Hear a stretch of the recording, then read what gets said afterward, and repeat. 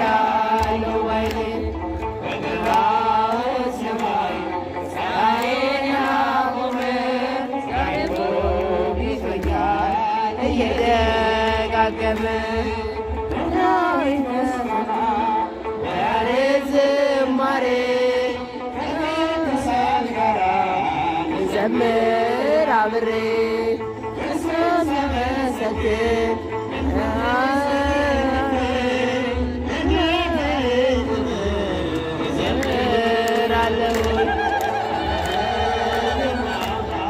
የምስጋና ግኔ አምላኬን ማዳን አይቻለሁ ባይኔ በበረሃው ሰማይ ፀሐዩን ያቆመ ዛሬ ጎብኝቶኛል እየደጋገመ አስፈሪው ነበልባል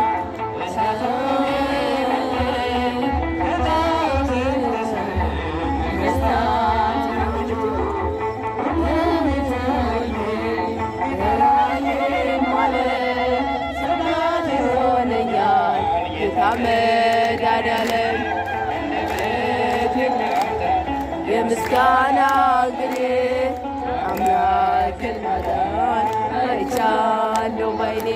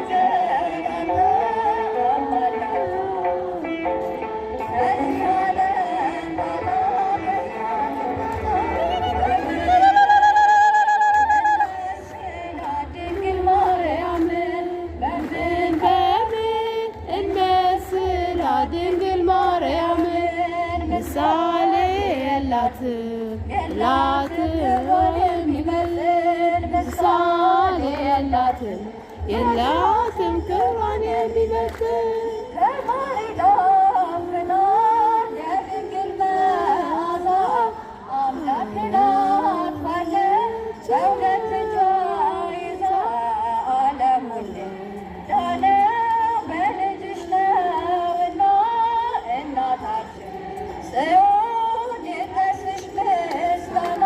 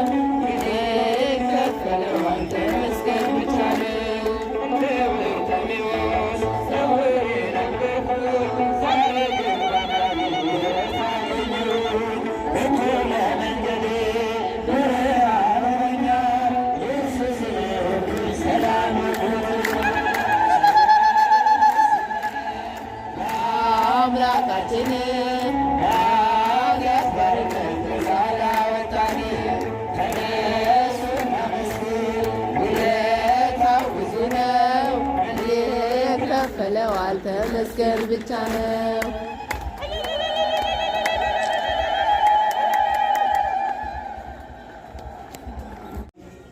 በተገታ ዓይናችንም በታወረ ማየት በተሳነው ነበር ልባችንም እነሆ ማሰብ ባቃተው ነበረ። ነገር ግን የልብ አምላክ ልብን የሚያይና የሚመለከት ዓይን ያየውን ልብ ያሰበውን አይቶ የሚፈርድ ምስክር የማይፈልግ ራሱ መስካሪ ራሱ አስመስካሪ እርሱ ሁሉንም የሚያይና የሚመለከት አምላክ ስለሆነ እስከዚህ ደርሰናል እና የትምህርታችን የሚሆነው ምዕራፍ 9 ከቁጥር 25 ላይ እስከ ክርስቶስ ድረስ ኢየሩሳሌም መቅደስ ትፈርሳለች። መቅደስ እነሆ ከዚያ በኋላም ታነጻለች፣ እንደገና ትጠገናለች፣ እንደገና ታደሳለች። ክርስቶስ የሚለው ስም በብሉይ ኪዳን በትንቢተ ዳንኤል ብቻ ነው የሚገኘው። በተለያየ ምሳሌ ሊቃውንቱ ወይም ነቢያቱ ሐዋርያቱ ተናግረዋል። ሐዋርያቱ ኢየሱስ ክርስቶስ የሚለው ቃል በየቦታው እየዞሩ አስተምረዋል፣ ነግረዋል፣ ሰብከዋል።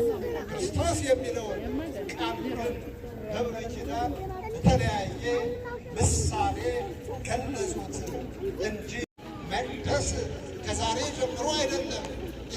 ኢራናውያንንና ኢየሩሳሌማውያንን ወይም አይሁዳውያንን እናንተና እኔ የምናየው የምንመለከተው የዛሬውን ታሪክ ነው።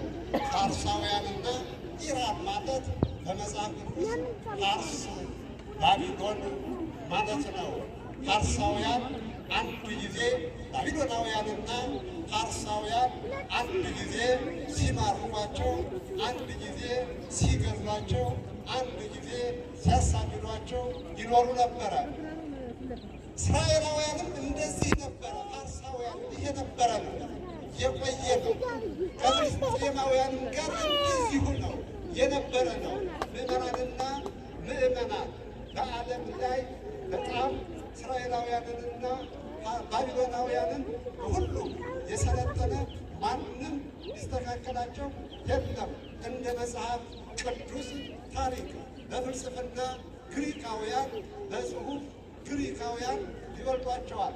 ከዚያም በመቀጠል አረባውያን። ሌላው የሰለጠነው ዓለም አሁን አሜሪካ የምንለው አሁን የተፈጠረ ነው እና መቅደስ ምንድን ነው? ዛሬ ሕንጸታ እንዴት ነው? ሕንጸታ ትናንትና ነው። ዛሬ ቅዳሴ ቤቱ ነው። ትናንትናም የቅድስተ ቅዱሳን የድንግል ማርያም በዓሏ ነው። በሦስቱ ድንጋዮች የተሰራበት ዕለት ትናንትና ነው። ዛሬ ወደ ቤተ መቅደስ የገባችበት ዕለት ነው። ታዲያ መቅደስ የእናንተ ሰውነት መቅደስ ነው። የእናንተ አካል ንጹሑ መቅደስ ነው።